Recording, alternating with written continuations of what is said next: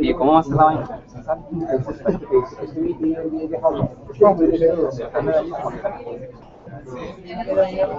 Para que las presentaciones sí, me quedo computador y no se puede pasar la presentación.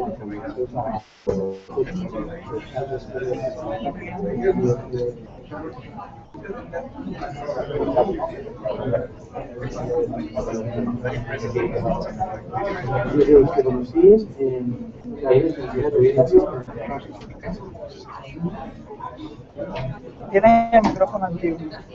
No, no sé, sí.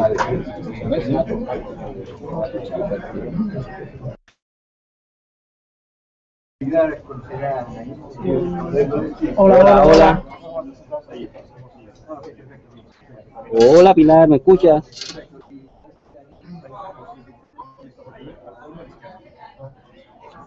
Pilar.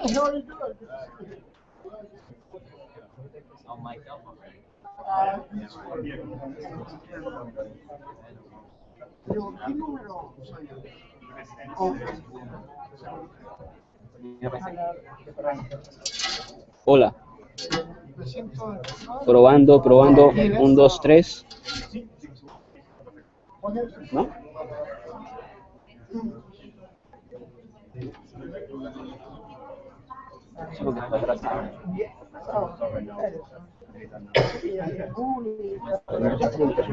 Yes, of course. ¿Ya? ¿Estamos viendo? ¿Todos nos están viendo? Yes.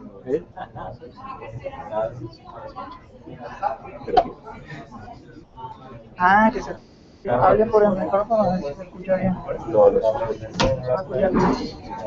Hello, my name is Murphy. I'm the CTO of AP. Right, Espera que se me escuche. Cógelo ahí, lo activamos. Enciéndelo, enciéndelo. Saluda, saluda. Hola, hola. Sí, ahí sí. Hola, hola. Probando. 1, 2, 3. So were you with FinTech? I did. It's awesome. This is good. Hello, He's actually my my name is CFO. Murphy. He's my CFO. Oh, really? Yeah. ¿Todo listo en Japón? Sí. Part-time.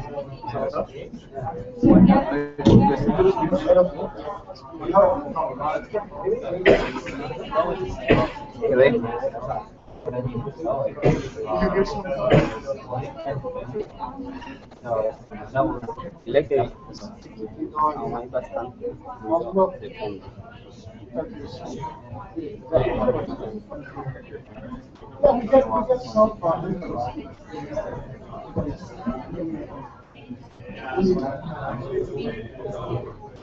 But we're getting ready for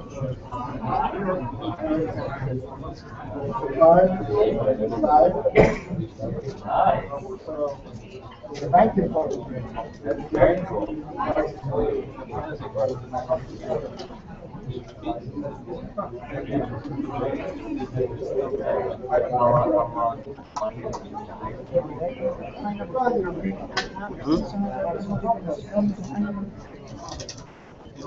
Ahora que no sale. ¿Qué? No, cuando vaya a presentar.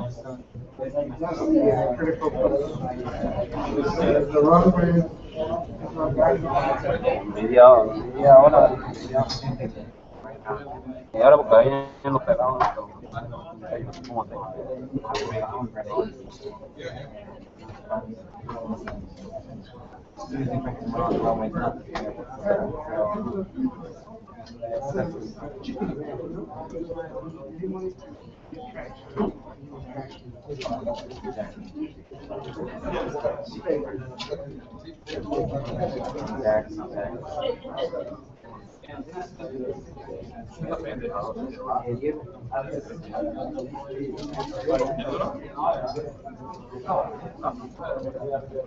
Someday I'm going to get a translator. Oh, yes.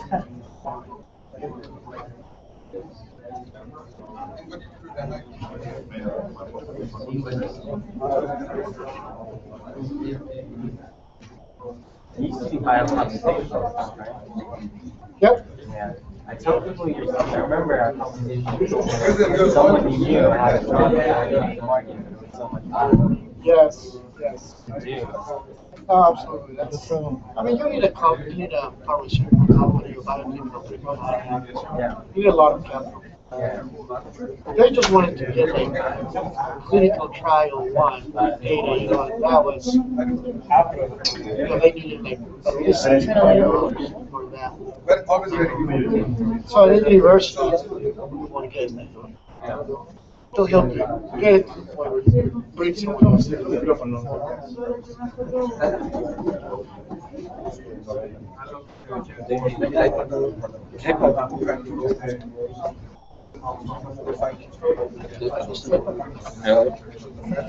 Digo, si lo recibiste, te lo volví a llevar. Así fue.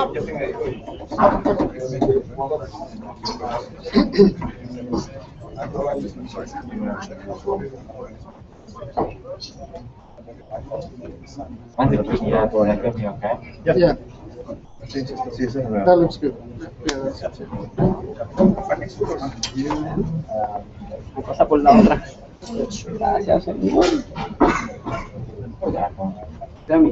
El demo, ¿quién lo va a poner o cómo va a funcionar? Ya, yo vengo a ponerlo, usted me lo pone el demo. I will show you a demo.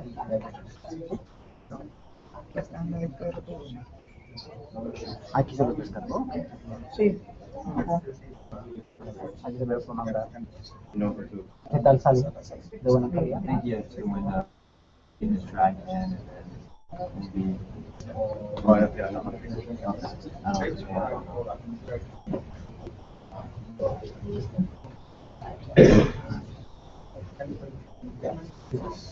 ¿Cómo está nuestra presentación? Oh,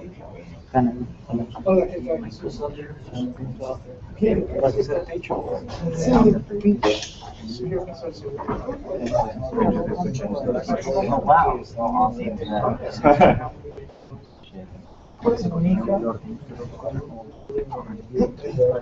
Oye, ¿ya estás pensando en el micrófono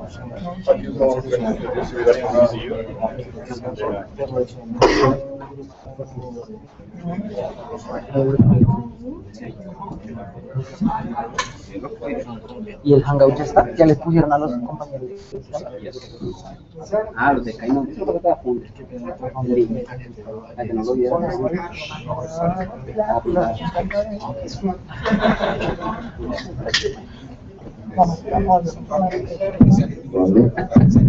Okay, everybody, we are about to start our last activity of the week. This is going to be a demo day, a series of presentations. And during the week, as you know, we've been able to see many types of presentations, and most of them have lasted for 30 minutes or an hour, followed by a Q&A from you. We've learned many different things with many different interesting people. What we are going to experience today is a different type of pitch event, very common here in Silicon Valley, where entrepreneurs are able to pitch, but only in a very limited time, using 5 minutes.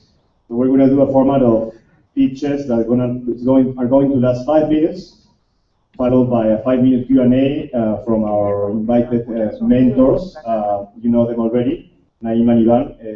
They talked to you guys on Tuesday. So without further ado, we're going to start with the first company. And by the way, we're going to listen to pitches from 4 companies based in Silicon Valley and San Francisco. And after that, we're going to listen to the pitches of the Colombian entrepreneurs. So we start with H4Y. Thank you guys for. I'm sure the time here. Take 3 or 4 minutes. 4 is fine. You guys hear me okay? Yeah. Okay, great. Thank you guys for coming. All right, so our company is H4Y, and what we do is we transform subject recruitment and clinical trials. Clinical trials is where you have advances in medicine that you're going to take forward to bring to patients so that you can treat them better. So here are our advisors. We have a VP at Blue Shield. We have a medical oncology director. Go back. What do you do? I did not understand. You were too fast. You live it every day. I have no idea what you do. Go back and tell me again. Sure. So what we're doing is we're accelerating clinical trial enrollment in medical studies. And we do that by selling software to life science companies and to research sites specifically. Thank you. All right, so our advisors here, we have Kevin Lustig, who's the CEO of a biotech company. We have Ryan Bethencourt, who is a business development VP at one of the largest CROs in the world. We have Saeed Sadeghi, who's the medical director at UCLA's oncology division, and Iskander Mata, who is a VP.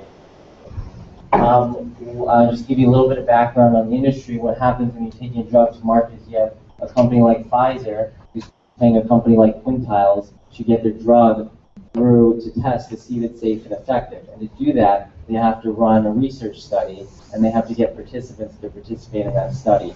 They have a patent on their new treatment, and that runs out in 17 years after they file it. So they're constantly trying to make this happen faster. The estimated cost is $2 million per day on average that a company is losing in opportunity costs, and in addition to the operational costs when they're taking a drug to market. So it's very costly, and they have a high incentive to finish their trial quickly. So one of the biggest, what I want to talk to you about is the biggest reason that trials take a long time. That is because of enrollment in the studies. You'll see here the red, which is the variance in the studies, and you'll see how variant it is and how long it is to actually take a drug to market. The reality is that recruitment in these studies, enrolling the subjects, is the majority cost, and 75% of investigators fail to enroll the target number of subjects. So what do? We are all about efficiency. What we do is we take what typically takes 12 clicks and 6 pages and hours to do per patient, and we take that and put that into one screen and have it take 15 minutes to do, saving the coordinators time and efficiency when they're trying to find out if a prospective participant is a good fit for their study. The second thing that we do is we track those potential participants, and we track that process from screening to enrollment of that potential subject, and we isolate what are the inefficiencies there, and then what we'll do is we can actually drive more leads to the top of the funnel so that we can actually drive more leads to accelerate the recruitment process. Here's some snapshots of our system. It's built, ready to go, and this is an estimated $43 billion market. What you're looking at is you're looking at site enrollment monitoring. That's monitoring the enrollment rates per month for the sites that are running studies. You're also looking at the integrations with an electronic health system, and you're also looking at participant recruitment outside of those existing sites populations. Right now we have 2 letters of intent. We have 8 prospects that are in our pipeline. We actually have 12 prospects in our pipeline. I didn't have time to update the slide. We have 8 health systems. Those are UCLA, Stanford, those types of clients. And then we have 4 biotechs in our pipeline. Genentech's one of those too. We're working on closing those deals now. What we're looking for is $500,000 to bring on 2 teammates. One that took a Pixio from 0 to 11 million, was their top sales associate 2 years in a row, and another amazing person too. I don't have time to tell you. Could you go back to the 2 slides you jumped over? Would you like? Go back. Yeah, this slide. What are you trying to tell us here? I wanted to show you the system. I mean, it's a slide, to be honest, that I would have taken out, but it's a snapshot of our system. So walk me through. What am I looking at? Absolutely. I have no idea. Yeah, Go over to this page and walk me through. So what you have is, this is what a coordinator would look at when they are looking at potential leads in their candidate pool. And they can click. Oftentimes they're managing more than one study, so they can select which study, and they can focus in on it. And they can see all the leads that are generated for them, and you can see where that lead came from, how far away they are, what's their availability, and contact them. There's actually a details page where we're actually saving them time of what's called chart review, and that's the key efficiency. The other part is, as far as the status, we're able to track those inefficiencies to see how can we save them more time going down the line, which is different per study. So that's a core piece. We also have the goal versus the current enrollment versus the goal, so that we can help these people track how they're doing. Thank you. You're welcome. I need to understand a little bit better the value proposition. Yes. As I see, you're promising efficiency. Yes. Can you hear in us? addition- Everybody can hear us or no? No. Let's use the microphone. Oh, Let's sorry. make a second Yes, microphone. we do. No, sorry, we have microphones here. I forgot. Good point. Good point.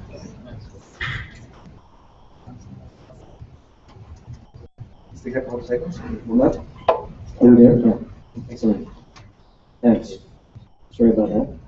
So the value proposition is what is not quite clear to me. And first of all, you're talking about efficiency. That's one promise. It seems that another area of value is being able to track after the patients are enrolled. And then a further area of value, which has to do with these leads, might be that some of those are reusable, or you are building a database of leads that will make it easier to recruit in the future. So those are kind of the 3 areas where I see that you're improving, but what I did not hear is how does that make you different from what exists today? There is huge competition on this space. It's a very mature space. Absolutely. So there's competition. So actually, so one of the ways that people, so right now, a coordinator at Stanford, how he's doing this is he's getting the documents faxed in from patients about that patient's current medical history, and then he's printing out the eligibility criteria, literally checking boxes to see if that patient's a good fit. And he's not tracking, are the leads that are coming in, are they not staged correctly? So you have a huge benefit there to what he's existingly doing as far as tracking. Well, are these referrals, can we get better referrals? So that's part of the component when you compare it side by side. You got someone using paper, throwing that paper out afterwards, and getting stuff faxed in, and they're scrambling between 12 different pages. That's what a current coordinator at Stanford is doing right now. At UCSF, they're using Salesforce, which is a CRM, which you might see similarities to here, to track the funnel. Have you crystallized a proposition that will be presented to an administrator that is going to buy this software that says, okay, if I do this, I'm going to save this many FTEs, or I'm going to be able to sell to Pfizer in 1 month as opposed to 3 months? Yeah. So compared to standard tools that are used, you see with a system that can do what our system can. You see a 9x increase in referrals, or in enrollments actually. You see a 20-fold increase in referrals to the clinical trial, and a 9-fold increase in enrollment. And then what you also see is increase in the. What I suggest is that should be your second slide. Okay, I Yeah, appreciate yeah. that. Thank you. You have time for one more question? Yeah. Appreciate it. Yeah, so another question, some feedback. Yes. So idea is compelling, progress is compelling, Thank you. but you can use some help in how to present it. Thank you. Not thank you. You should be concerned. Because, first of all, who are you? You never introduce yourself. Are you just a model hired by the ad agencies who look good? You have a role in the company. You always start by introducing yourself who you are. Then the slide which you should never shortchange is the one you were shortchanged twice. Is your first slide. Because people don't know you. Who are you? You solve something for the fisheries. You're a software company. You're a manufacturing company. I don't know which compartment of my brain to open where your words will go in. So this is the one slide you start to talk about. We are a software company. Drug companies have a problem. It takes a long time to find the qualified patients before they can even start the trials. What if there was a way to shorten that time to give you qualified leads in a much more efficient manner than possible? That's the problem we solve. Pause, stop, book the room, take a breath. So now we know which compartment of our brain to open. And then what you said is absolutely true. Don't try to impress me with $43 billion market size. Once it's bigger than a couple of billion, nobody cares. Which means you just don't define your market correctly. You should be using this slide time to much more talk about the use case. This slide is very important, which you skipped over. And the second point is competition. Who is a competitor? How are you different? Those would have been, so your slide sequence should have been, Number one, who you are, what the team is. Forget about consultant, that's good to know, but who the team is. Number two, what traction do you have so far? Number three, what is the product, what is the problem you're solving? And number four, what is the competition, how are you better? Then we have, then we are almost excited. So, good idea, but needs work on the presentation. How much equity do you want? Okay. 20%. Thank you. Thank you, guys. Thank you.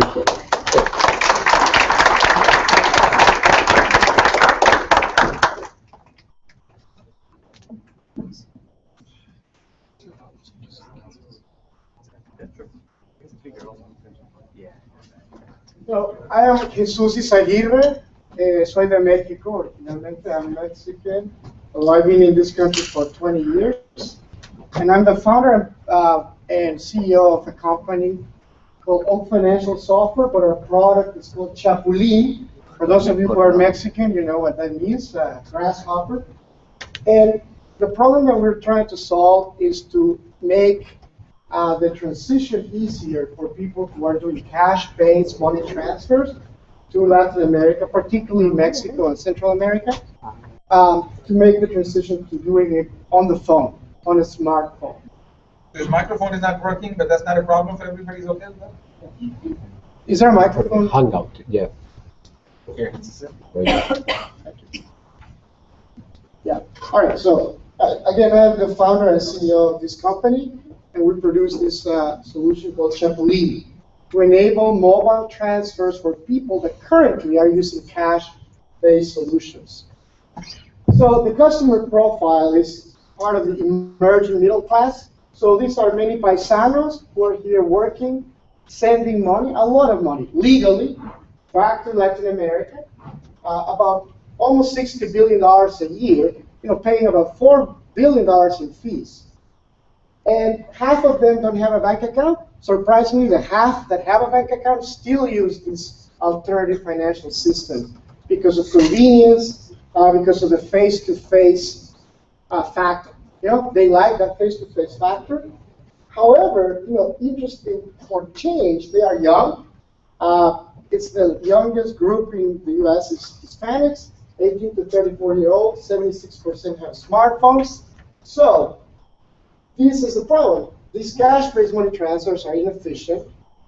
If you want to go to Western Union, and let's say that you are motivated to move now to doing it online, and you're sending $1,000 to Mexico, you're going to end up paying $31 in the fee, plus what you lose in the foreign exchange rate, because you'll have to do it online using a debit card or something like that, and you'll be paying that. If you go to the physical location, you're wasting time as well.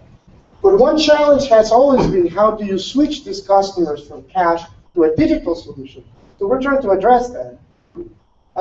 Our solution is, the way that we try to position is Square Cash. Everybody's excited. You send an email and you send money, right? You request money, you send money. In our case, you can send an email or you can send a WhatsApp message, right? To send or request money for Latin America. If the customer doesn't have a bank account, which half of our target doesn't, we give them an easy-to-get bank account at retail or online. And then we have a mobile transfer solution that makes it very easy to send and request money with a low fee.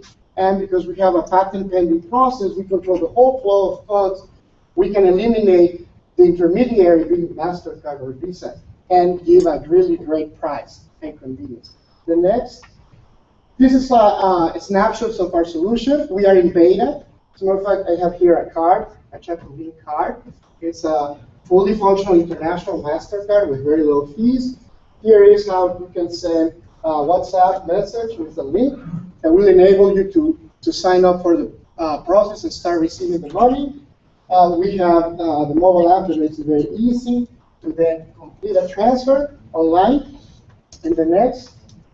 I'm the CEO. I'm actually a professor, a tenured professor of computer science at Notre Dame, and a visiting professor at Stanford, but I'm on an entrepreneurial leave. I have a lot of experience fundraising academically, but leading software teams in my job. And my best student, the most passionate, was my co-founder of the mobile app. And we have for a CFO, marketing to Hispanics, and advisors that are experts in banking and money transfers. We have a strategic partnership with Intercambio Express. They are the #5 money transmitter. They were kind of our perfect partner because they had overdeveloped their retail distribution network and not their technology, so we could have complementarity there. They said about 1.2 billion a year to Latin America, and they have 1,600 locations nationwide where people are already going to lead these operations. So what we're going to do is we're going to launch in next month a pilot in 10 stores in Indiana and Texas. And what people will do at the stores is that they will be able to get the card if they don't have a bank account, and also sign up for the mobile app. And you might think, why have to sign up for a mobile app in a retail store? And that is the fact that you have a face-to-face need to get people comfortable, with using this kind of solution. So we have, a plan to go with the sales force to then enroll these other agencies, and that gives us a big opportunity for expansion just with this money transmitter, and we're working already on a second one that can be a partner that is in a similar situation.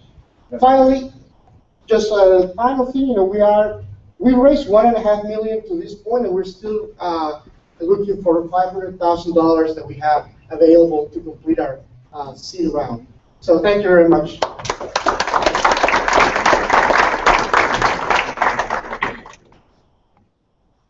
Questions? Thank you. Your product market fit is not quite clear to me. We're looking at an audience of 18 to 34-year-old. That's your primary demographic. Yes. And primarily immigrants that will be sending money back to Mexico, Central America, right? Yeah, immigrant or at least with strong ties, They could Right. be second generation, but that still send money back home. Right. So, the 50% of those people don't have an account. So you are, as part of your solution, forcing them to have a card, this card that you mentioned, in addition to the mobile app, so they have to somehow join the banking system? Right. It is a very easy to get account, and easy to get means two things. One is that the reason they go to this retail is because it's convenient. They have convenient hours, they're close to their house, they work late hours. So they can go and get it anytime. The tellers have a motivation because we're giving them very generous bonuses for selling the card and the app. And the money transmitter also has a motivation because they don't want to be left behind by companies, digital companies, like Zoom or Western Union Online.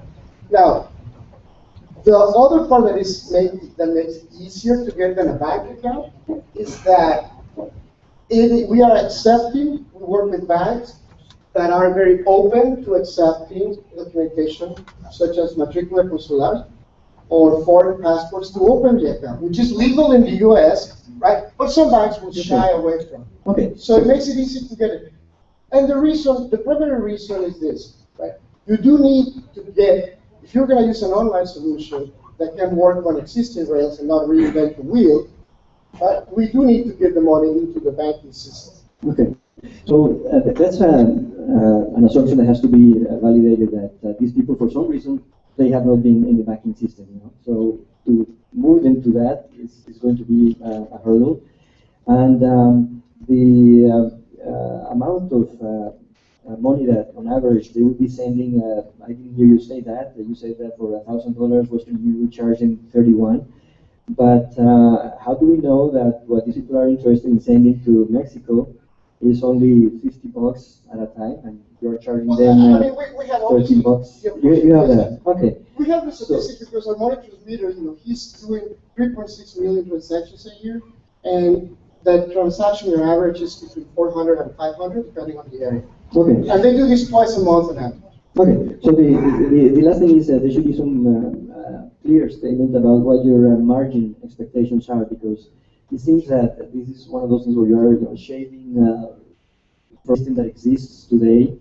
That's number one. And the second one is the ease of use might still be a hurdle. If it is not just a mobile app that you load, and you still have to go somehow pay with the banking system, even if it is in convenience stores, that's also another hurdle. Sure. Yeah. Let me just address one of the questions here. My advice is don't address, listen. Okay. Because if he has this question, the next investor will have the same question. Sure. Address it next time you speak. Okay. In the interest of time.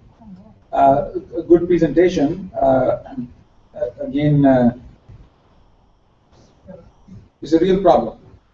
So this is acknowledged. The issue is, it would be nice for you to show two things which were missing from the presentation. One, what's the competition? Western Union is not the only competition. Oh, sure. So if you have shown us, educate us, just because you skip over it doesn't mean we forget.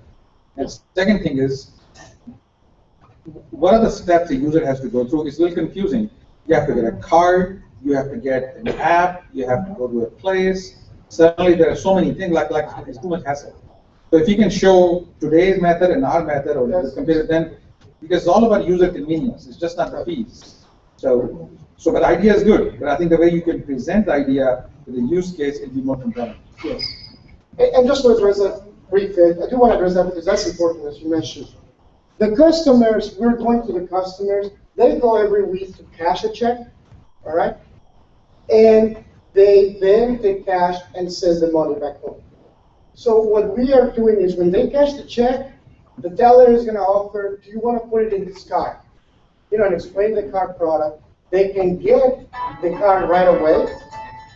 And those who don't have the card can just leave their bank account. Yeah, we're just stealing time from the other teams who will not do that, but thank you, I appreciate that. That's a good to have heard that, yeah. Yeah. Thank you. Thank you.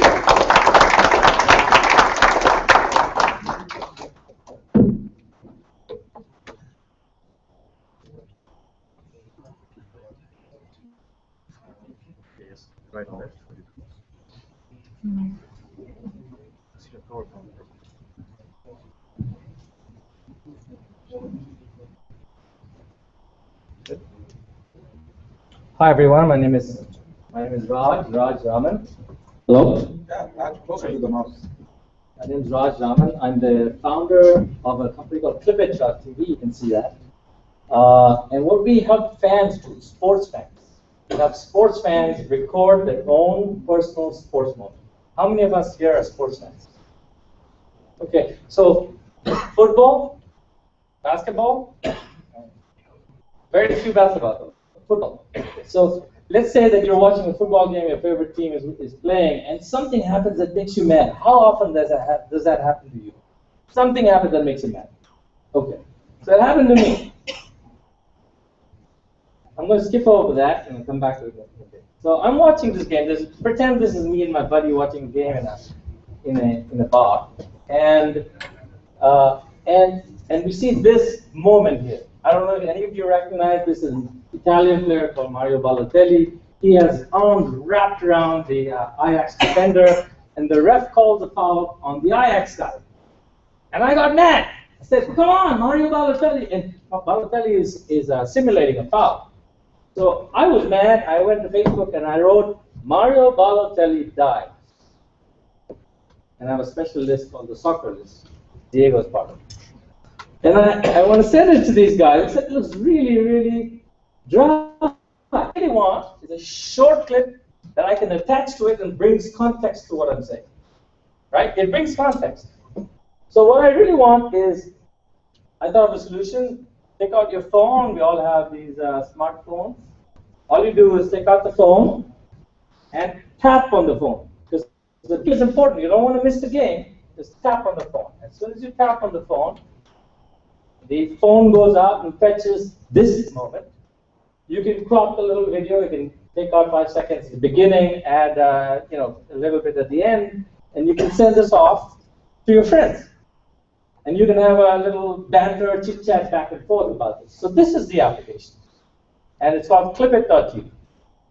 And it's for sports. We're focused on sports. So you share it with friends. It arrives with a little gift from Heineken. Heineken gets the ability to coordinate campaigns online offline. If you're watching the Super Bowl, you see something on Super Bowl, you see the same thing on the phone, it increases brand recall. This is established. So we're helping these brands and also the companies that provide this, this content to extend their reach online. How are we doing that? By accumulating a large audience. And how are we doing that? By helping them do exactly what they want, which is share their personal moments with their friends, not with anybody else. Yeah. So this is the application. We are 3 people. We have a combined 45 years of experience in tech. My co-founder, one is the design lead, one is the tech lead. The design lead is very accomplished and has done a lot of work with startups as well as large companies like Salesforce. His name is Arvind. He's a dreamer. That's why he's designed.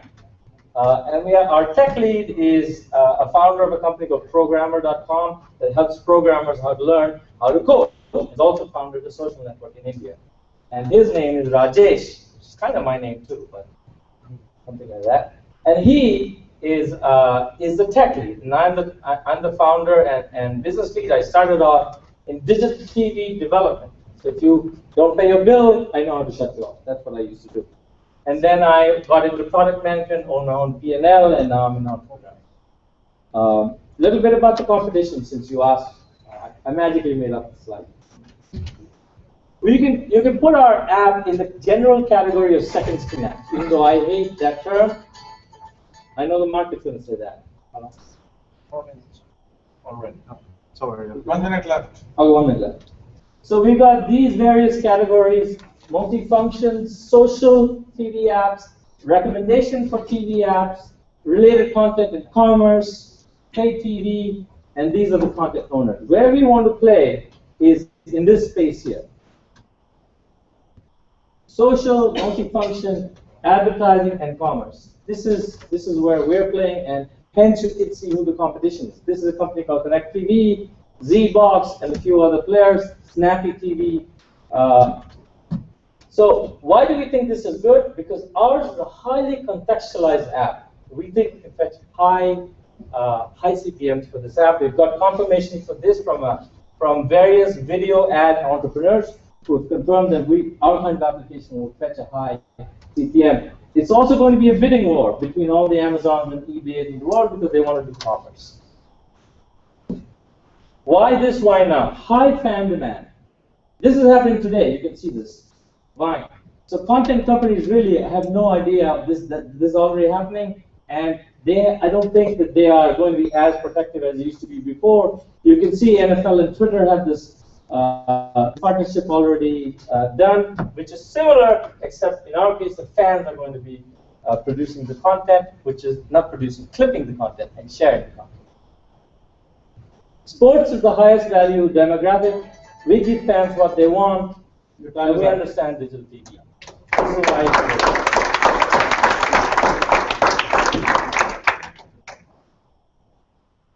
Thank you, Rod. I think this is it's a good idea, except that it's in a hugely crowded space. So one of those situations where I have to say, show me. In other words, have you had a chance to prototype this with potential users? You mentioned that you had opinions from advisors that say that your content is valuable, but in the end, to make it work, that the proof of concept is there, that the latency is acceptable, and so on. Have you had a chance to get any user feedback so far? Right. So we are at the we are currently making that prototype, making that available. However, I personally have a lot of experience in the fan space, in sharing clips with fans, and we know that fans want this. So demand is high. The exact prototyping and how our app works, you're right. We don't have that ready, and the proof is in the pudding. You know, will there be latency? Will there not be latency? I think that is a manageable problem, but the biggest problem is demand, and I think that's it. I think the technical is key here. So you skipped over one detail, which maybe was so implicit that you didn't mention it. How do you get the clip to your mobile phone? I'm assuming that only happens if you're watching the game on the mobile phone, but there has to be some live stream because you're capturing the 30-second buffer, right? So the assumption is that somebody's watching it on the mobile phone. Right. What if I'm watching it on TV? So people are not watching on mobile phone. In fact, very few people watch. Yeah. So then how do you get the clip? So you watch it on TV, Yeah. you tap the phone goes out to the server, server's constantly recording on the internet. So server has to be the same channel you're watching TV on. Server has many channels, and you've picked initially, you have checked in. In fact, we don't need you to check in. We can just ask you, is this game or this game or this game? Okay, well, that's a little detail which I would help us set the context that user has. It's not just watching TV. Before you start watching TV, you got to log in someplace so they know which game they're buffering the 30 seconds. When you tap, it snips a 30-second buffer. It would be nice if they log in, but they don't have to. Because all we know is want to know the timestamp, and then we can ask them which game are you watching. All right. So obviously it makes sense, but this 30-second buffer idea has many other interesting applications. This is not the only application actually, but I like the use case that if you can somehow tell the phone which channel to be, or server which channel to be buffering, you can snap the snippet and forward it. Question is, you're relying on only advertising as your monetization? So the monetization, there are various ways of monetizing. Our initial instinct is to start with advertising. Yes. Yeah. What's the next one? E-commerce. E-commerce. Okay. Yeah, I think that the issue is that this overcomes many of the issues. Most companies have the issue: how do you distribute the app? This has a built-in virality. So using the Twitter hashtag, you can even tweet these, or social media broadcast the snippets with the relevant comments. That should get that thing going. So I like the idea. Monetization is a little murky. Technology is a little bit unproven. But if you keep at it, something good will happen. There's passion. Passion is important, but not sufficient. Together with everyone, we'll solve the problem. Thank you very much.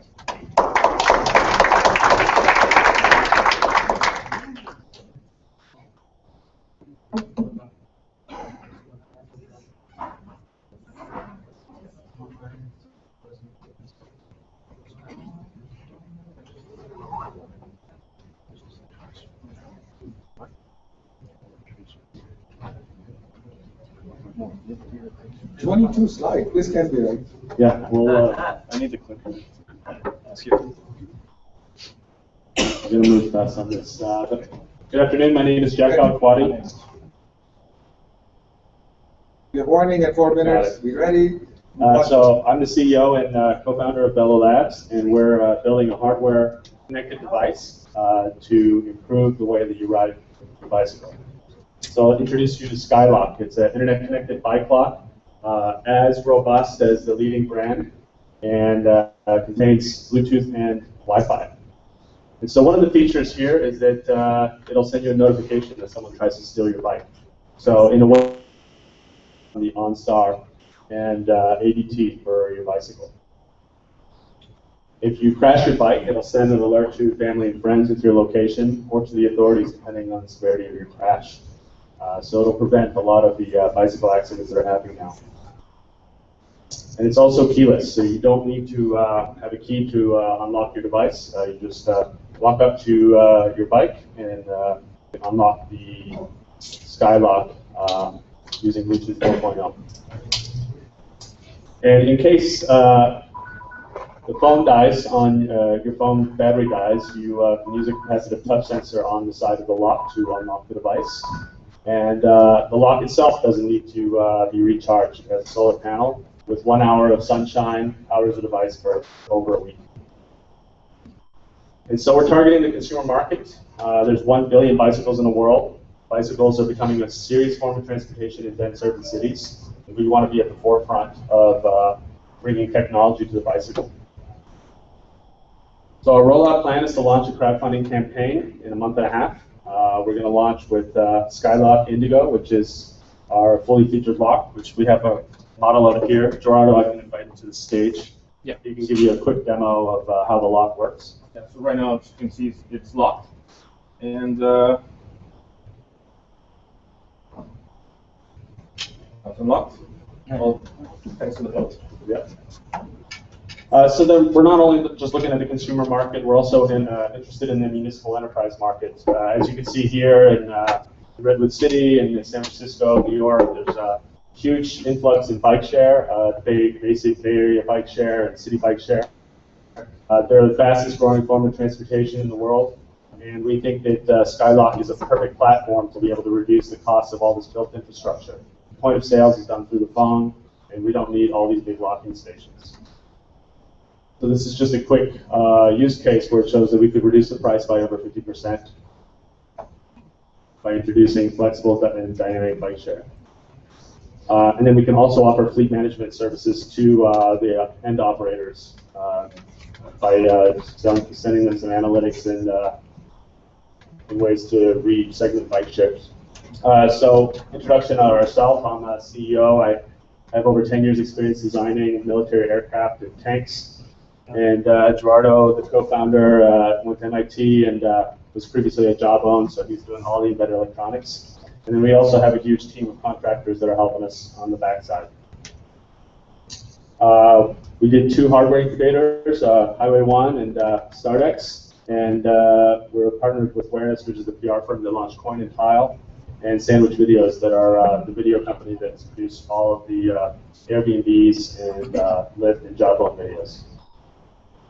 And right now we're raising $800,000 seed round. We already have actually $95,000 closed. And we're looking to use this money to take the product all the way through production and to deliver by Christmas. And that's it.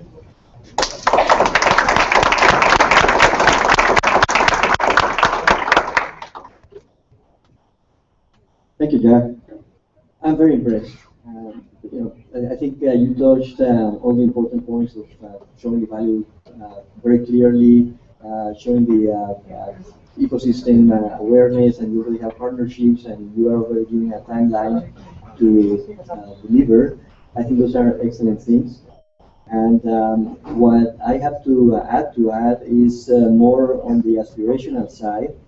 If you guys have considered as part of this ecosystem for additional partners, connectivity partners. We just had an event at B-Lab a couple of days ago on the Internet of Things, and one of the panelists presenting was from a company called Automatic that is... we are good friends of that. You know who they are, and they are your friends. So all that I have to add, besides congratulations, is that I think you have a great upside with this connectivity side. And the only comment that I will give to you guys is just take your time in negotiating term sheets. I think what you have is great. Thank you. So this should be an example to all of you guys. This is a slam dunk. I mean, I'm willing to give you money right now. It's a slam dunk. Because we didn't make a comment, but we actually are in talks with Radio Shack for tens of thousands of units. We haven't even launched. Yeah, no, it makes sense. Your team, it has a lot of credibility, all the right logos. The problem is there.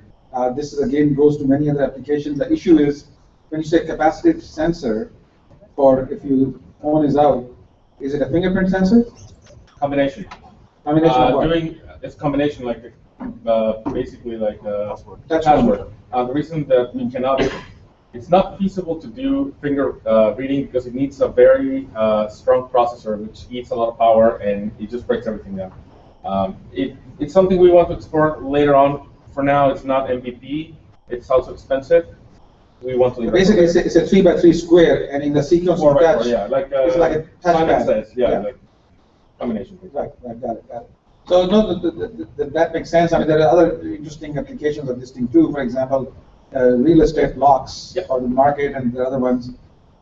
You mentioned that model is $99. The cheaper of the two. I don't know what the difference is. What is your cost? So our COGS right now are about $70. We're looking to bring that down, and that's for the high-end one. And we think we can bring it down with volume to closer to 50. Right, so margins are not as great as they could be, but it's a compelling product. I'm sure we'll find other applications, so congratulations. Thank you. Thank you very much.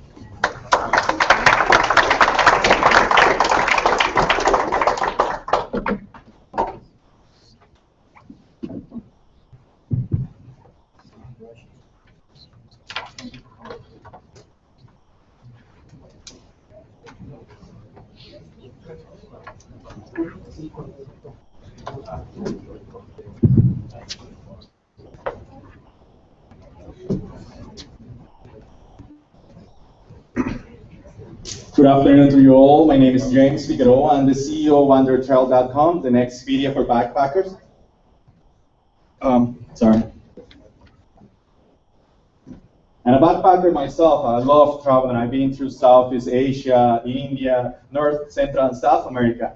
And precisely on my last trip to South America, I was having the same problem over and over. Every time that I wanted to go from one point to another, I was spending 16% of my time going through 10 different websites, looking for information about the bus companies that were going to that destination, the prices, the schedules, etc. And when I found the information, I couldn't buy it online because either the bus companies didn't sell online or they didn't accept my international debit or credit card. I found out that I was not the only one having this problem. There are 32 million young cultural backpackers like me in the Americas, North, Central, and South. These kind of tourists spend 4 weeks traveling in a country and use technology to help them travel. 240,000 of them come to Colombia and want to target 10% of that market.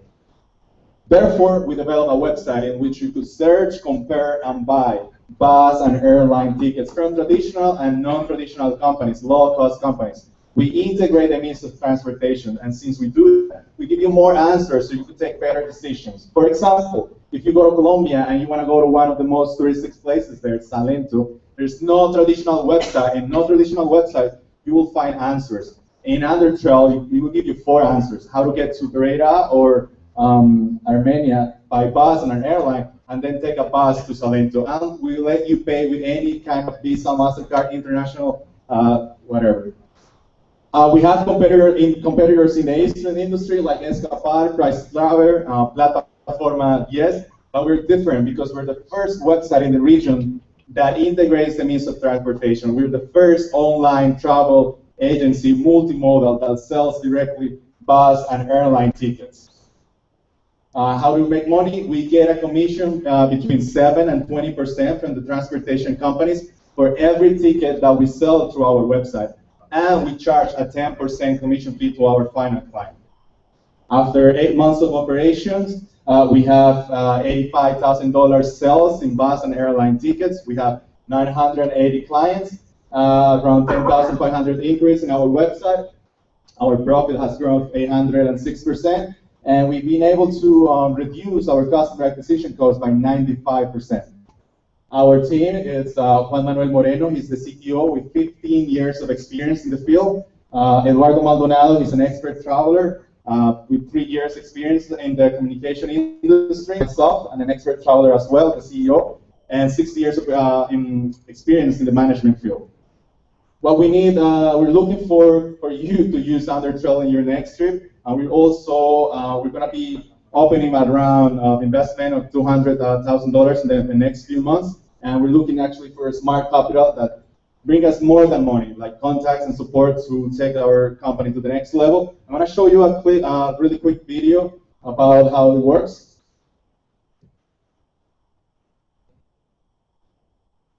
All right, so this is our website actually. If you want to look for buses, you take on where you're going, take a date, and then find.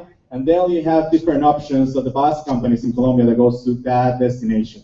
And you select if you want flights, you take a flight, and then the same process, and then take the different flights that goes to that destination. But if you want to compare the 2 of them, flight and buses, then you do the same. You do the same, and then it'll show you the 2 different options. You could choose to go to a place by bus and then come back in an airplane. Then after you choose, they'll take you to a platform where you can pay with any international debit credit card. Thank you.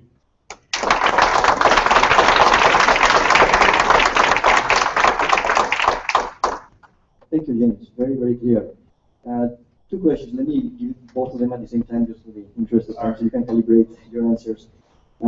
First of all, this is content business, so I was just wondering, in terms of the sources of this information and the quality control, since especially local bus services might not be that reliable in their own schedules and so on, how would you plan to address that as it's going to be one of the branding aspects of this, if it's reliable enough?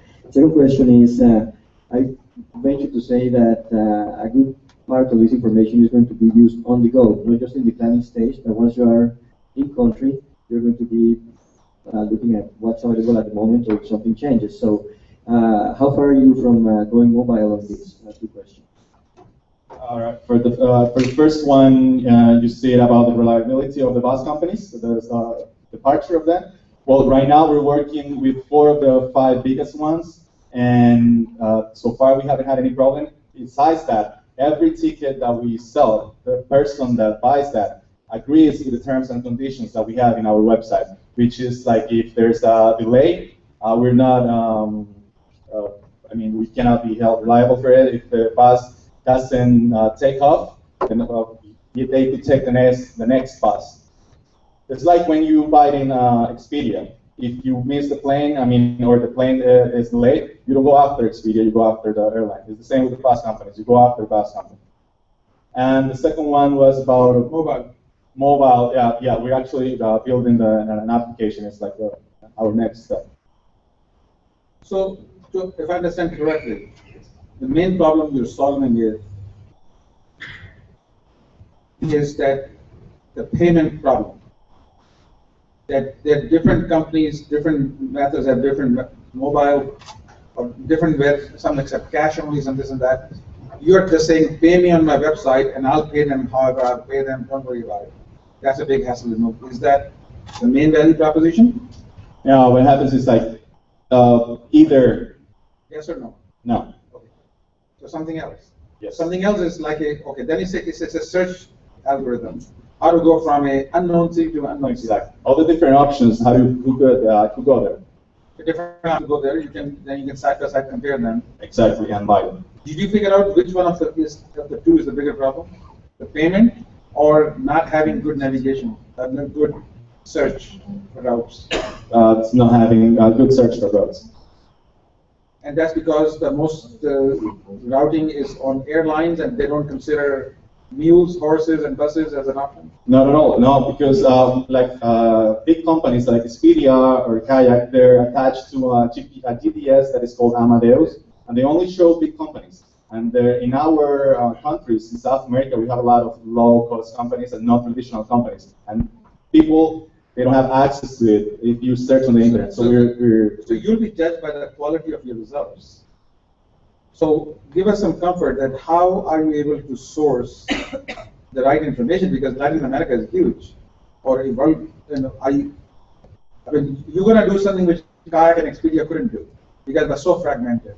What makes you think that you can do it, or what's your strategy? Not that they couldn't do it, they're not interested in doing it because, like for example, I'll tell you about Viva Colombia, a low-cost airline, the first one in Colombia. They couldn't go to Expedia because Expedia is attached to this GDS called Amadeus. And why they don't have it? Because they charge a lot of money for like a commission for every ticket. And their business model don't allow them to do that. So we're doing it and we are charging less money. Okay, it seems to me it's very, very ambitious because you have to integrate with the systems of lots of little suppliers, lots of things that don't even exist. This could be complicated, this could be expensive, and if your results are lousy, and I live in Colombia and I can see I can do better than that, I'm going to lose faith. So your biggest problem is going to be acquiring the right people with the accuracy of results. So that problem, I have not gotten a good feel how you solve. So that's my big concern. Thank you.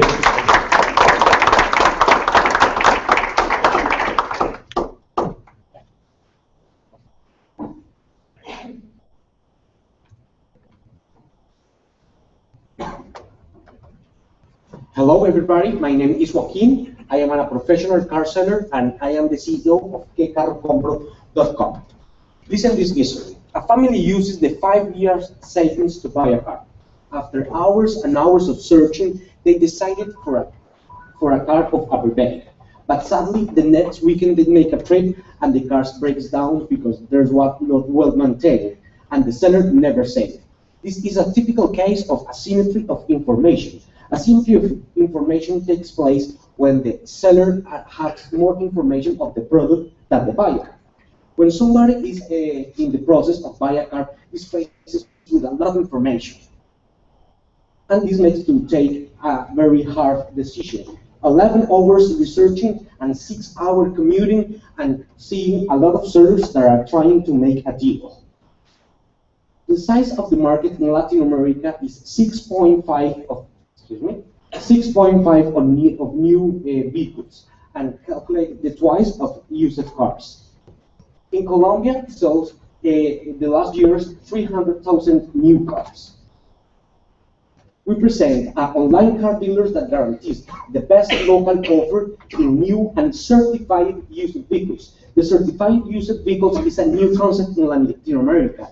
As here in USA, Carfax or Cars.com, you can see the history of the vehicle. In Colombia, in Latin America, this is a new concept, a new thing. How it works? We take care of know who is our customer, asking some information on who is she or who is she and how they're gonna use the car. And then we mix the offer in new and used certified vehicles available, taking care of the budget that the customer can pay. This is how the information is presented. Actually, our competition in our local market are basically advertisement sites where the information are responsibility of the person who are selling. We curate all this information. How we make money? Receiving commission in the sale of the car, of the financial services, and the accessories of the vehicles.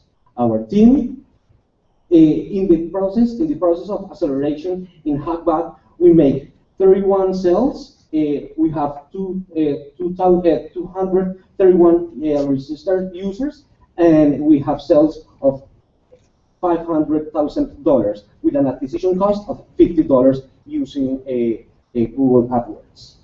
What were we looking for? Contacts in the automotive sector, persons who are interested in investing in Latin America and in the automotive sector.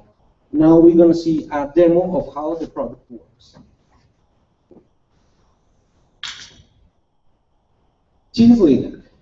She's seeking for a car, but he don't know everything about cars. So in our platform, we ask some questions on who is she or what she wants in the car.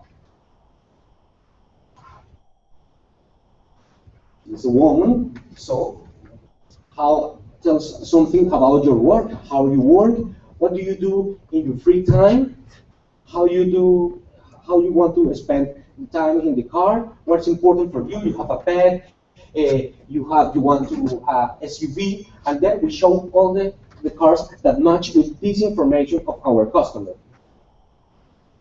And then she can select in what cars are she interested, and then we present all the information, and then we start all a customer relation management process to close the deal.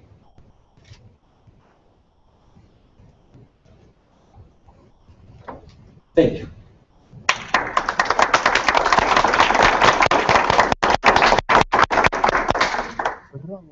So I'm quite sure on your economic model here. People who are advertising the cars, they're also paying for listing them in your website.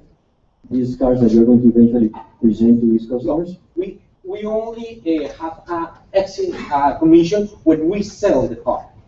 Right, but these are private individuals trying to sell those cars, right? Okay. In the first step, we used inventories of our strategic allies. We are seeking what is the correct model to incorporate private cars to. Initially, we have only certified vehicles of our dealers that are working with us. So I think I was confused in the beginning of your presentation because I thought your product was about the discovery of the history of cars. And it's not that, it's more of an advisory of depending on what your lifestyle is, what kind of car would fit you better, and then based on existing inventories on dealers that you can hold responsible for the quality of the car, that's what you can provide. You are essentially providing leads to these dealers. Is that not correct?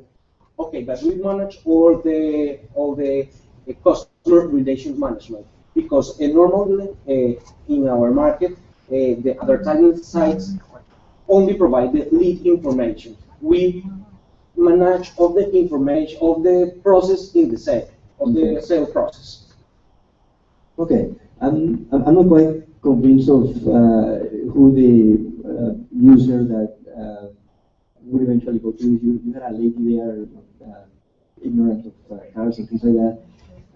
But I am not sure what the compelling reason is for really people go to you versus go directly to dealers and negotiate. So I think I'll follow on Ivan's point because he makes a very good point. The video you showed is a very different use case than what you started with. I think there's some confusion. Who are you? So you could be a company which helps people choose the right vehicle for them, given the inventory available and the choices they make. That's a fine service. I can appreciate that. And you do customer relationship management, and fine. Got it. As compared to when you talk about transparency, the first 5 slides were all about who has information, the lack of transparency. That's a separate business in which you're trying to be the honest broker. You're Carfax.com plus something else. You say this is the honest truth about the car. You source information from where the car has been. You pull Carfax, you pull something else.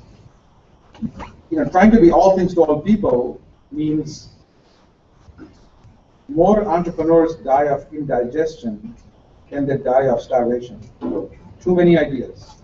Figure out what you're going to do and what you're going to be really good at. It's a little confusing right now.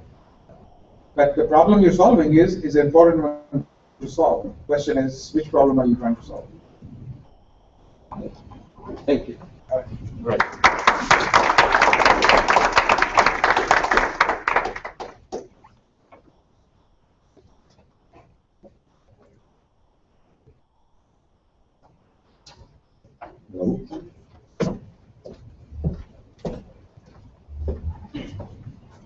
Well, hi everyone, I'm Jason Cruz, and if you have trouble trying solving a math problem, or if you know someone who can solve a math problem like this, please hands up. Thank you very much. Actually, around of 8 million people in California need to solve a math problem yearly, and around 1 billion people around the world need to solve a math problem step by step yearly too. Solution is by Wittips, who connect experts in math with a student that needs to solve any math problem around the world through an online auction. Basically, user attach the math problem in like a PDF format electronic, and then experts makes an auction and quotation by these problems, and that's occurred in less 30 minutes. Then the client makes the payment. If he's agreed with the quotation, then winner experts make the solution step by step and handmade. So if client receives the math problem solved in the record time. We are getting commission about 50% per sale, and we are getting sales actually in 7 countries last 4 months, like Mexico, United States, Colombia, and each 1,000 visits on our online website or our website. We are getting 80 quotations and 10 sales with average price around of $25, with acquisition cost around of $1.5. About difference with competitors, we have human factor. That means that Wittips can solve context problems that can be solved by software. And step by step is important too. That means that it's not only a solution, it's explanation about each problem. And delivery time, because Wittips has around of 2,000 experts available to solve any math problem anytime, anywhere. About myself, I have experience since 10 years ago, like math teacher, And Christian Cueva, the best developer I never met in Latin America, and Jamil Vega created his own company, like CMO, right now. We are looking for an angel investor to get 20,000 visits per day and grow and investing in the strategies growing mainly and get the 1% of market. I will give you a demo.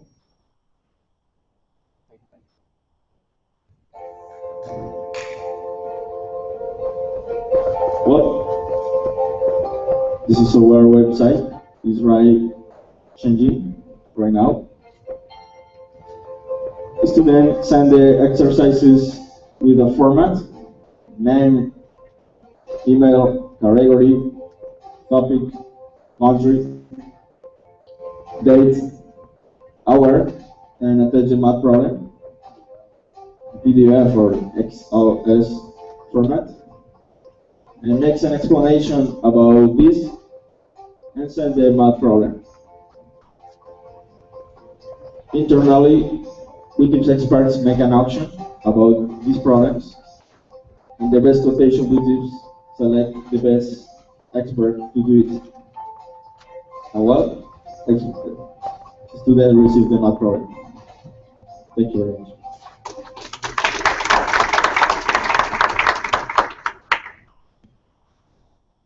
Is this saying that kids, are we talking the math level to be less than high school, or what level are you? Yeah, high school is to the solution. We can solve high school, PhD, master, and all level. So the motivation of the user seems that there could be all kinds of motivations. You could have a high school kid that is trying to solve a problem, and the question in that case is what is the benefit to them? Because if the expert is solving it, how much is the kid learning? It depends on how much the expert is going to produce in terms of information on how to solve the problem. If it is a PhD that is trying to solve an issue in operations research or an algorithm or something like that, I'm not sure that you could have experts that would be interested in that, and an audience that is checking your website to see what they did for high school problems, very sophisticated problems. I just see that there is a lack of focus here. I do not get it. Initially, our focus is high school and first year of university, but even we are receiving hard math problems around of master level, PDH not, really not, but master level, yeah. Why users need widgets? Widgets, if you don't know how to solve a math problem, you receive the solution step-by-step explanation. Right. I think you need to go out there again and test this, because I am very skeptical that you either have an audience that is going to solve the problems, and I'm very skeptical that you have users of this that will turn around just to their fellow graduate students and professors to solve their issues. So, yeah, I mean, I'm very much sympathized with what Ivan is saying, because if you're a marketplace, on-demand, real-time marketplace, then you can find an expert on some topic. That's a useful platform to have. Now, is the math solving is the best solution? That's not clear to me. Now, basically, if the thing was that I'm doing the homework and I'm stuck some point, I can go to the marketplace and I buy myself a 10-minute Skype video session in which, like Khan Academy style, I can see him doing it and we can talk both ways. I can see some value. So I want to spend $5. I got a 10-minute video session. I understood because my parents are at home and nobody can explain it. I like that. Just somebody doing it and submitting it, that I like to see some customer traction, because it's hard to believe that's what people will pay for it. But the fact is, this platform could be interesting for other stuff. You know, it could be, if you can find people, or not just on somebody's feeling just broke up with a boyfriend, want to talk to somebody, and there's a psychologist in a different city, they can give you a 10-minute session, and you can talk about your issues. Or you can solve how to fix the light bulb, but the machine is broken, what do you do now? So you find an expert in real time, that's a useful platform. And there could be dynamic pricing on this. People can bid on that. So I think there is something here, I don't know what it is. What you're showing is not compelling. But I think it can turn into something very interesting. Right. Thank you.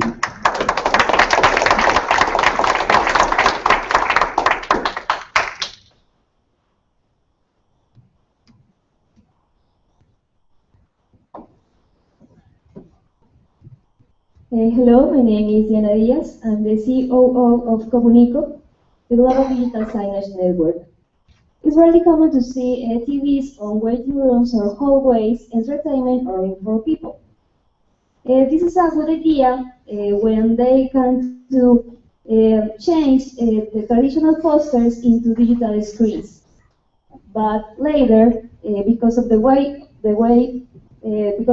of uploading, they need to do this through DVDs or USBs, and all this impact get lost because the content are not fresh.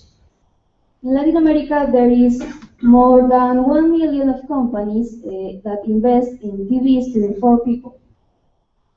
And Comunico wants to convert these TVs in digital signage screens using low-cost devices. Then the owners of the screens can upload the photos, videos, and hashtags using your cell phone from any part of the world. But that's not all. They can convert their screens into an advertising spaces and get revenue with their screens. They send us the audience, location, industry, and other details from be attractive to advertisers. And then they can allow brands find them advertise in their screens. And that's because in Latin America there is more than 13 billion in investment in outdoor advertising. Comunico wants to cover the 2%, transforming the TVs on bar and hospital waiting rooms into advertising spaces.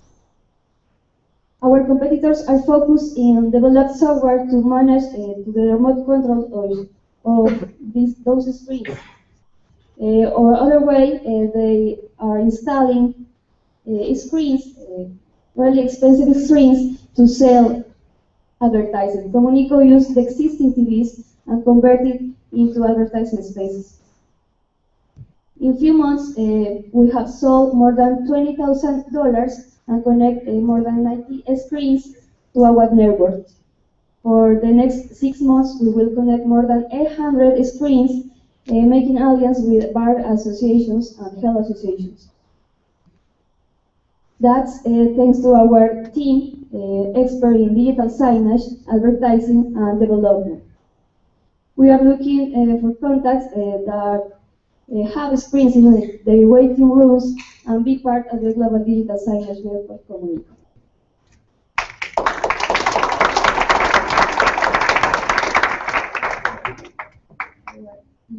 This is a web platform. It's really easy to use. It's like post photos on Facebook.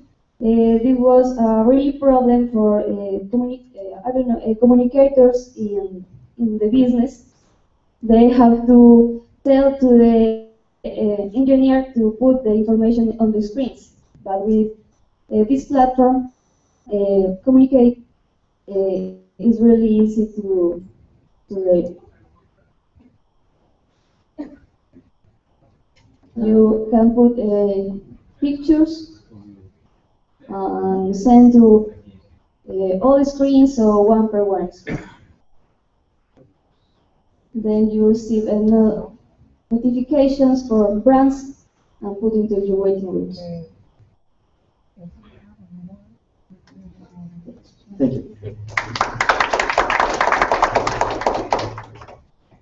So, Diana, in my simple mind, I think of the connection to advertising as having good content that captures people's attention, and you can sell that attention to advertisers.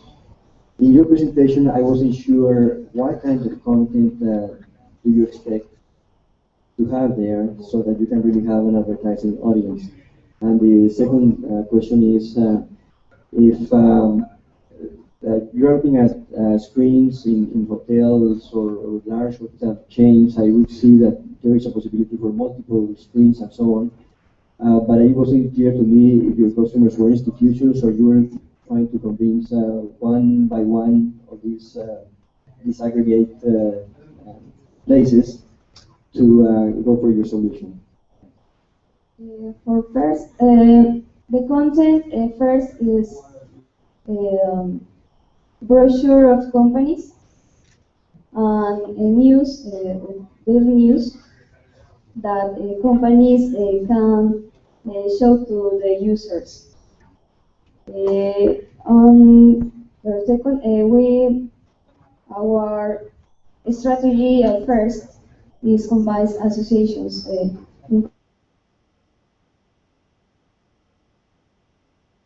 Focus on bars first. They have a lot of bars, and we know how to go one per one bar. So just to understand, what do you do?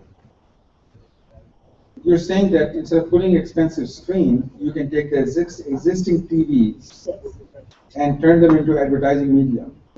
But then how do you broadcast to them? Don't you have to install some hardware which communicates with your server? Okay.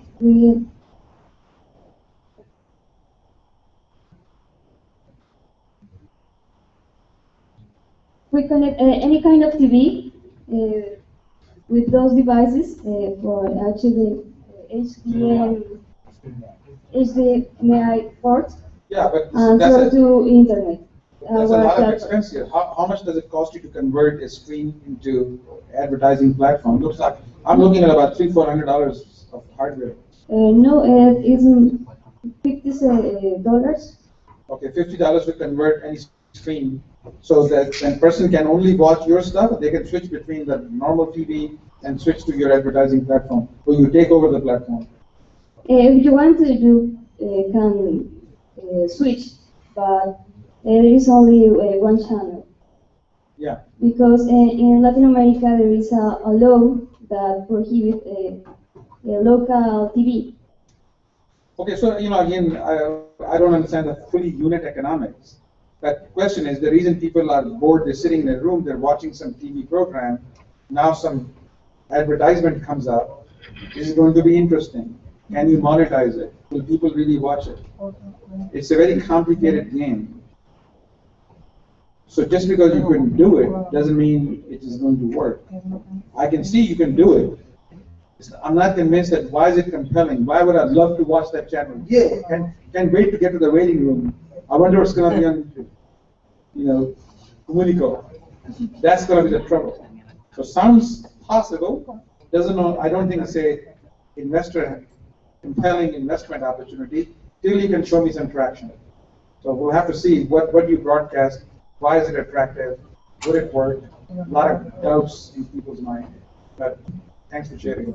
Thank you.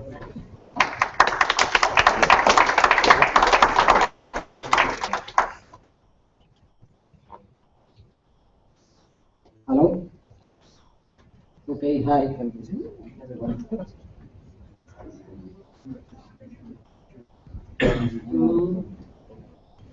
How are you today? Okay. Yeah? Okay, my name is Juan Andrescano. I am the CEO of Cali4Chain. And big corporations have a problem. And this problem is that they need to pay costly fines if they don't comply with legal regulation and standards. Or loss in market value if, like BP that lost 40% 4 years ago, or go broke like Enron in 2000. But not complying is expensive because of but compliance is expensive too because of the current compliance process. That implies to pay a lot of money in consultants and auditors. This is a problem of almost 1,000 big corporations in Latin America and 100 in Colombia. And a big corporation has around 5,000 companies in their supply chain. So it's a problem of these companies too. In the supply chain perspective, it's a problem of 700,000 companies in Latin America. And what is our solution to manage these compliance processes? Is an internet web platform, B2B, that helps company know and understand the compliance process and the capacity of the suppliers or providers to understand the suppliers to understand the capabilities of each suppliers to manage with these compliance processes. And we are 70% less expensive than the traditional or current compliance processes because we take less time in the documental auditing process and we cost 80% less. Our monetization model is of around, we charge $300 for the registration process, and with related services like the title profile, data mining, and e-learning. But we are better. We have competition, but we are better. Our competition are independent consultants, big consultancy corporation, and supplier registers. But they don't have a web tool to the auditing process. They don't have an individual report that create value for the buyer and for the provider. And they don't have the capacity to create a compliance profile that have many elements, but two important for strategic decisions: a rating and a ranking that permits to the buyer understand what is the capacity of their provider. We have sales now of around $100,000, and we hope to close a huge deal soon with a buyer. Now in our database we have 140 companies, and we expect to obtain 2,000 in this year and 20,000 in the next 4 years. And we expect to sell around $4 million. We have a very good team with the capacity to convert this process in a standard in Latin America. And what we need, we are looking for $500,000 to improve new tools of the analytics, to create new standards of the processes, commercial management in Latin America, very intense, and a patent process of the analytics algorithm. Thanks, and I want to show you. This is our platform. The companies directly upload the information. This is the process to the upload. And they can show, when they finish, they can show auditing processes that show what is the main important things that they need to do. And at the end of the process, when they improve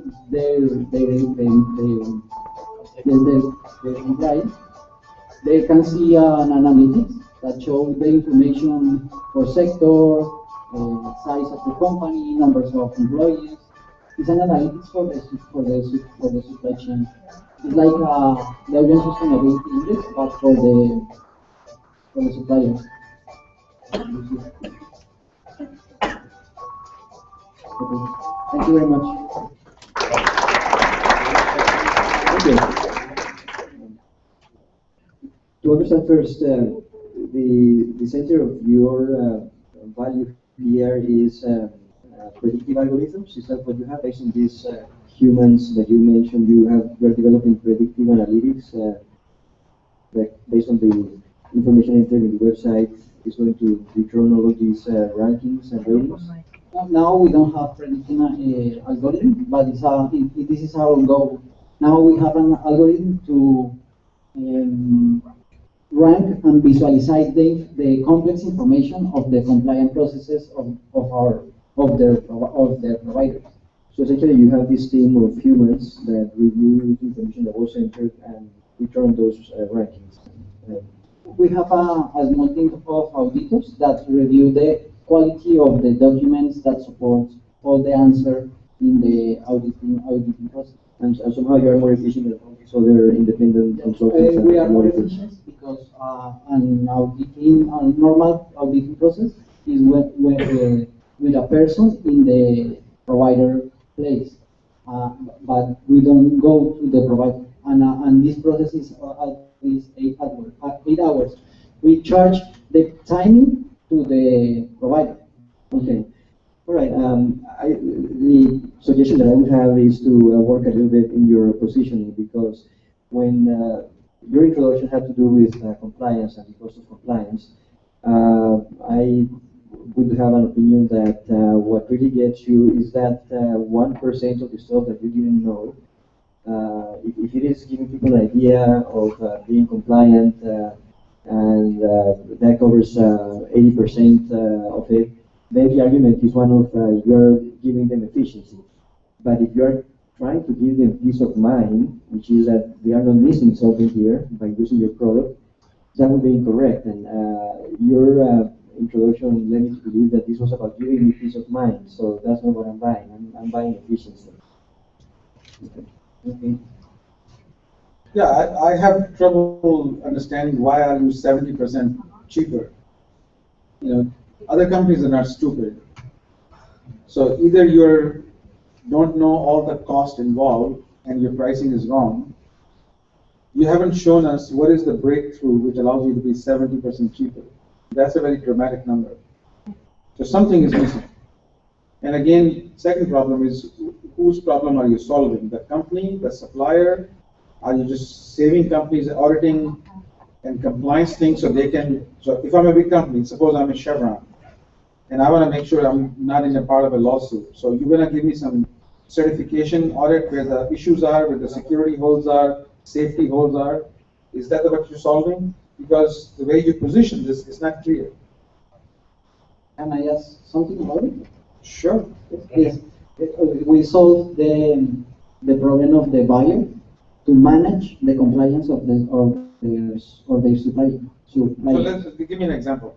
An example, but now we are working with a company in Colombia that for the compliance processes are pressure for the investors and for the market in general to show what is the capacity of their providers to manage with some risk in the field, for example, social or when I say an example has actual characters, names, things specific. Example, you cannot hand wave. Give me a specific example. We have a company that the name is Cocol of the Ecopetrol Group in Colombia, and they operate in the field with essentially with providers. Yeah. What they catch fish? They make furniture. What's going on here? They are in the oil industry, and they are operate fields, operate exploration and oil business, and they go to they go far of the cities, and the business model is contract some providers to do their job. So they need to manage this this relation, and this relation is based in compliance process, because they need to comply with environmental, the providers need to comply with the social commitments, and they need to comply with the law in general. Okay, so again, your example becomes increasingly vague longer you speak. Give us a very specific use case to help understand why are you 70% cheaper. I mean, lots of companies solve this problem today. You're doing something different, which makes it very, very cheap, because you're only competing on price. Unless you convince us you're capable of doing cheap and still making money, or we don't understand understand your business. So you don't have to explain now because there's no time left, but you got to work on your presentation to spell out what is it and how is it possible to make it believable. I'm glad you're having good success, you have good sales. So whatever you're doing is working, except you're not understanding it.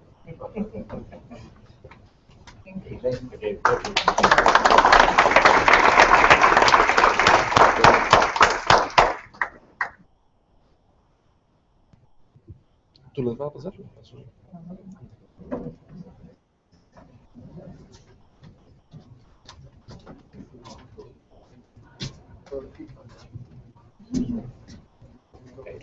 Hello everyone, I am Aime Rojas, and with Luis Enrique Arevalo, we are going to present to you Cloud Gym Train Anywhere. Okay, everyday people looking for alternatives to train, yeah? Many go to gyms, other buy sport equipment for keep at home, and others use apps on their mobile devices. We have identified three common problems. Going to gyms requires long commutes, especially in South America, big cities. Sport equipment can be hard to use, and people abandon it. And app users getting injured due to the lack of direction. Okay? Yes, it's true. In cities like Bogota, most people see the gym as an alternative. But the reality is that for every hour you dedicated to exercise, you spend 2 or more on transportation. The gyms market in Latin America grosses around $5 billion yearly and is still considered exploded. We are talking about 12 million of users. Cloud Gym wants to target 2 million of users. We are talking about $348 million yearly. Cloud Gym goal is to expand the use of training with a professional at home in order to save time, money, and prevent long commutes. But how it works? Okay, we offer pre-recorded classes in group classes, pre-recorded videos, excuse me, in group classes that allow secondary teachers to correct the users in real time. This makes it easier for the customers and create a sense to be in at the gym. And if you need more level of personalization, we offer personal trainers too online. With Cloud Gym, you can reduce costs by optimizing resources, making, for example, a private service that could cost up $350 be reduced just $200 with the same level of quality and service. Our running model is based on a monthly subscription fee of $15 per month, and we offer personal trainers too between $12 or $25 per hour. In this world, the competition is hard. In the fitness world, the competition is hard, but Cloud Gym offers highest level of personalization in the online world. Our numbers, now we have 500 visits per week in our page, and we have 73 sign-ups per week, and our fan page has more than 3,000 fans.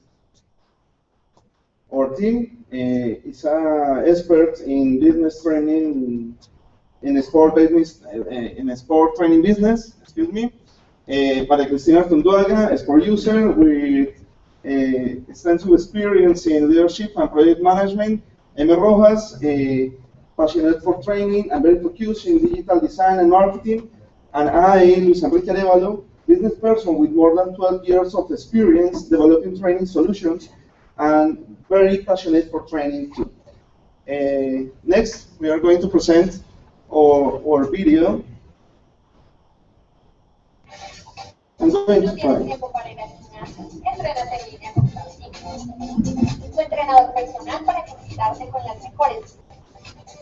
Regístrate ya y prueba completamente gratis. Aeróbicos, pilates, karate, yoga y mucho más. Prueba gratis el mejor entrenamiento en línea ahorrando tiempo y dinero. Cloud Gym te mantiene en forma en casa en línea. www.cloudgym.com.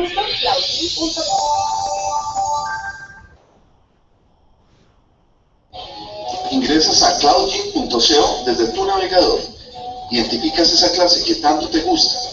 Una vez la tienes, ingresas. Descargas la herramienta de comunicación interactiva. Con ella podrás estar en contacto con un entrenador real. Él te recibirá. Te empezará a dar información de la clase que se está emitiendo en ese momento. Tú podrás compartir tu cámara web para mejorar la experiencia. El entrenador te podrá ver y te podrá dar la instrucción y la retroalimentación en línea que tú necesitas.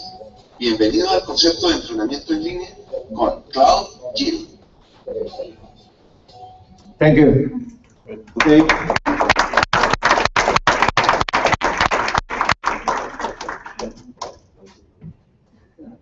Thank you, Jaime and Luis Enrique. So the link is something like Skype, or what are you? Oh, go to meeting? Go to meeting, Go to meeting. but we are trying with Talkbox, other tool to communicate online. Okay. So two use cases here, right? Where you have non-personalized, which you try to compete with DVDs, so exercises and so on. Yes. And the other use case, which is the personalized, which I assume is where you're expecting to be most of, to be your real value added, right? Okay. By the videos, the traditional videos offer feedback in real time. Right. But that's what I mean. So you're talking about the real feedback. So the real proposition here, if you really want to be in the business, because otherwise you're just competing with DVDs off the shelf. Yes, absolutely. Then or YouTube's, right? Being cheaper. Yes. So it's the personalized use case, right? Which right now I could see in your cost structure that in a city like Bogota, yes, anybody that doesn't have to drive, yes, there's value there. But I didn't hear what your revenue model is, what your margin model is, and you are paying these personalized people, and you're going to be paying also the platform. And our trainers, we distribute our revenue in a model for the trainers. 35% for the trainers, distributed about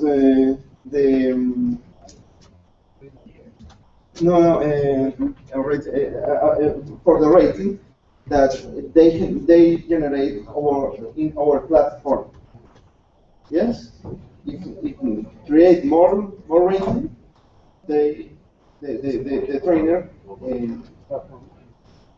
have more money. Okay. The last comment you might want to answer mine here, because my time is running out, is I didn't get your differentiation. Why couldn't I do exactly the same thing that you're doing with all of these official components? Okay, we offer real feedback in real time. The user with us don't endure, because the real trainer are looking for each user that connects in our platform. One trainer can be seen about 25 users in a same class. And if personal class, one for one. One is common. Maybe I didn't make myself clear.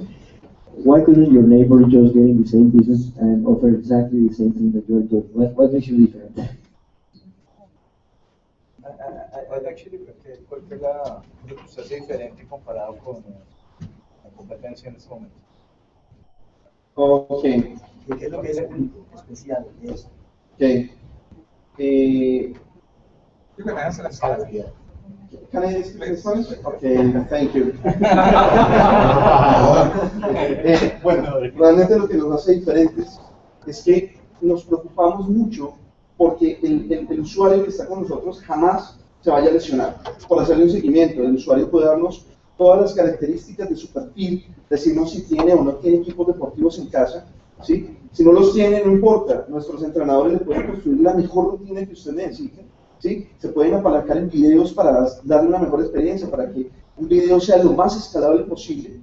Y si no lo tiene, igual, le podemos construir la rutina especializada para cada una de las personas por un costo inferior. Ahora, si la necesidad va mucho más allá y lo que quiere la persona es un entrenamiento absolutamente seguido, también le podemos colocar un entrenador personalizado al lado para que de forma virtual se puedan encontrar. ¿Qué ventajas tiene eso? Tiene ventajas tanto para el usuario como para el entrenador, porque el entrenador, para ellos el valor es gigante, porque la posibilidad es de tener clientes en cualquier lugar del mundo y no perderlos, ¿sí? Y para el usuario es la posibilidad de conectar con muchos entrenadores y tener eso que necesita en el momento que lo necesita, ¿sí? Cuando la gente normalmente entrena con video, se lesiona, comete errores y la gente no sabe entrenar, y pues esa es la ventaja que nosotros ofrecemos. I think the answers are much longer in Spanish.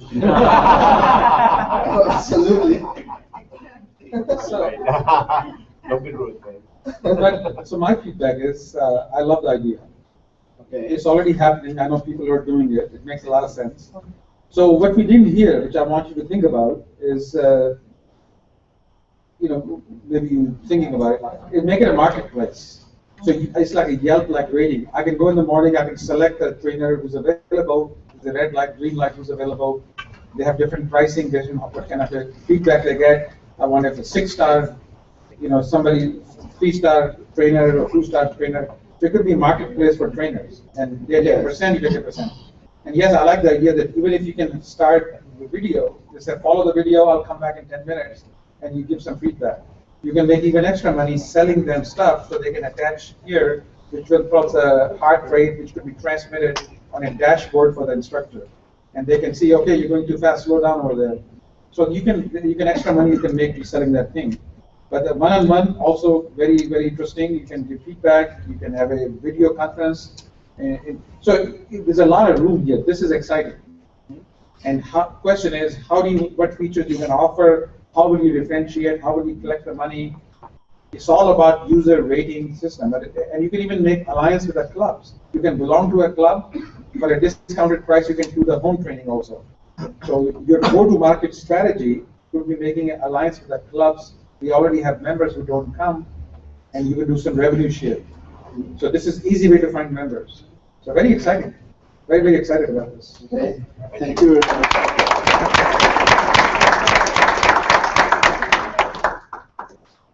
Just one question. Yep. Are you wearing like a padded bra or is it real? It's only genetic. It looks too good. Well, that's everything for this afternoon. I want to thank all the companies that were here with us. I want to thank Ivan and Naim for being here with us too. Y ahora voy a cambiar español. Bueno, ahora toca la cena de despedida, pero antes de irnos, no se paren todavía, por favor. Quiero agradecerles por su confianza. Hablando con Ernesto, por ejemplo, en el bus, me decía que cuando le enviaron la invitación, él entró a nuestra página web y pues no estaba seguro si venía o no, no sabía qué tan bueno sería. Y ese es nuestro desafío más grande, ¿no? Realmente muchas veces nos cuesta mucho transmitir qué es lo que es Silicon Valley, qué es lo que es esta semana. Vamos a viajes a Perú, Argentina, Chile, Colombia, hacemos charlas, tratamos de explicar y a veces hacemos un buen trabajo,